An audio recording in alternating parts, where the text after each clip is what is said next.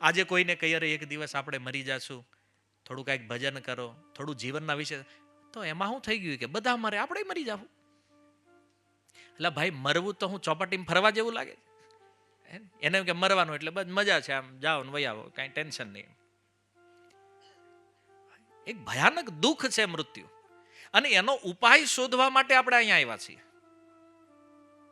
પણ સ્થિતિ છે ધૃતરાષ્ટ્રની. આ મોહની અંધતાના કારણે ગીતા જેવા શાસ્ત્રો ભારત વર્ષની અંદર હોવા છતાં સમાજની આ સ્થિતિ છે. જો ભાગવત રામાયણ જેવા શાસ્ત્રો આ સમાજમાં હોવા છતાં આ સમાજની આ સ્થિતિ છે. મોહ અંધ કરી દે છે. પોતાના દુઃખને સમજતા નથી.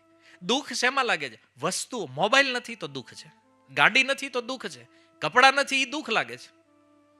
અરે ત્યાં સુધી મૂર્ખતા જોવો તમે. ન્યૂઝ તમે વાંચતા હશો રોજ.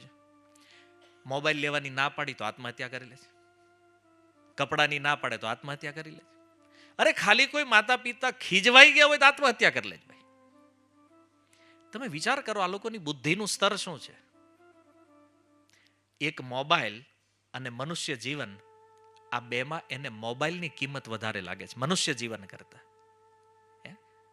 આની બુદ્ધિ કેટલી ભ્રમિત છે જોવો તમે. કોઈ જીવન આપી દે છે મોબાઈલ માટે.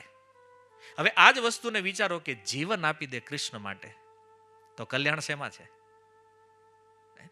નથી. આ ભ્રમ છે,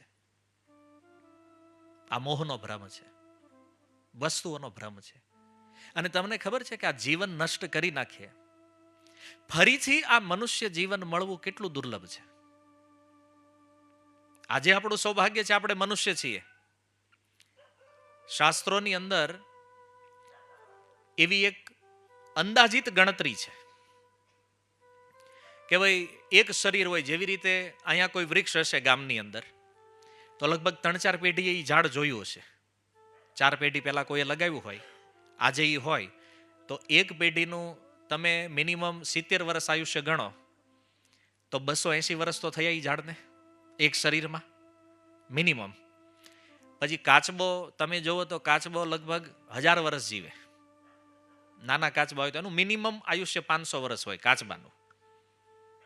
એક શરીરમાં 500 વર્ષ મિનિમમ એજ જો તમે ગણો, 84 લાખ પ્રકારના શરીરો છે અને એની મિનિમમ એજ ગણો તો એક રાઉન્ડ લઈને કોઈ આવે 2.25 કરોડ વર્ષ આ પૃથ્વીના જાય ત્યારે એકવાર આ મનુષ્ય બનવાનો ચાન્સ મળે.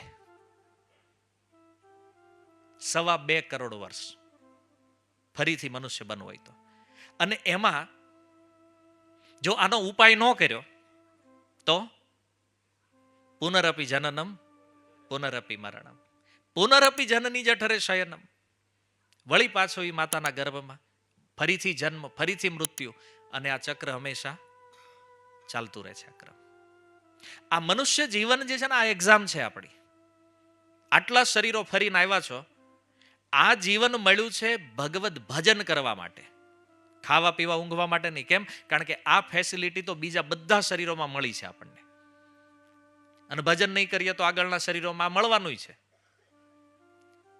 ખાવું પીવું ઊંઘવું આ આપણી સમસ્યા નથી. આપણી મૂળ સમસ્યા છે આ ચક્રને તોડવાનું છે. જન્મ મૃત્યુનું જે ચક્ર છે આને તોડીને એમાંથી બહાર નીકળવાનું છે. એટલે આપણને મનુષ્ય બનાવ્યા છે. આ ગીતા સમજાવે છે. અને આ જીવન પણ જો ફેલ થઈ ગયું, આમાં પણ જો આપણે કાંઈ સમજદારી ન દાખવી તો એક્ઝામમાં જેમ દીકરો નાપાસ થઈ જાય અને પાછો એના વર્ગમાં બેસે, એમ પાછા એ ચક્રમાં આપણને લગાવી દેવામાં આવશે. તો સ્વામીજીએ માનસમાં બહુ સુંદર વાત કરી. ભગવાન આ મનુષ્ય દેહ આપે છે ક્યારે? કબહુક કરી કરુણા નર દેહી દેત હેતુ બિનુ ઈશ સનેહી. ભગવાન જોવે કે આ જળચરના શરીરમાં ગયો, વનસ્પતિમાં ગયો, કીટ પતંગમાં ગયો, પશુ પક્ષીમાં ગયો, અનંત જન્મોમાં, અનંત યોનિઓમાં અનંત દુઃખ ભોગ કર્યું, ત્યારે ભગવાનના હૃદયમાં કરુણા જાગે. આને મનુષ્ય જીવ એક ચાન્સ આપવું, જો આ પાછો નીકળી જાય બહાર તો ભગવાન એક અવસર આપે છે ફરીથી. આ ભગવાનની મોટી કરુણા છે. તો આપણે પ્રારંભમાં જે ચર્ચા કરી કે ભગવાનની 50% કૃપા એ છે કે આપણને મનુષ્ય બનાવ્યા છે. 50% કૃપા તો આ છે ભગવાનની. અને બીજી 50% કૃપા શું છે કે આ મનુષ્ય જીવનની અંદર જો કોઈ ભગવાનના ભક્તોની સંગતિ મળી જાય તો આ બીજી 50% કૃપા છે. આ 100% જીવન પરિપૂર્ણ છે. મનુષ્ય દેહ પણ છે, ભક્તની સંગતિ પણ છે, 100% કૃપા, અને છતાં આનો કોઈ લાભ ન ઉઠાવે તો આનાથી મોટો દુર્ભાગ્યશાળી જીવ આ સંસારમાં બીજો કોઈ નથી. બંને વસ્તુ અવેલેબલ છે. તો શાસ્ત્ર આપણને જે વસ્તુ આપી રહ્યું છે કે આ જીવનનો ઉપયોગ શું છે, ભગવાનની ભક્તિ કરવી છે, ભગવાનનું ભજન કરવું છે.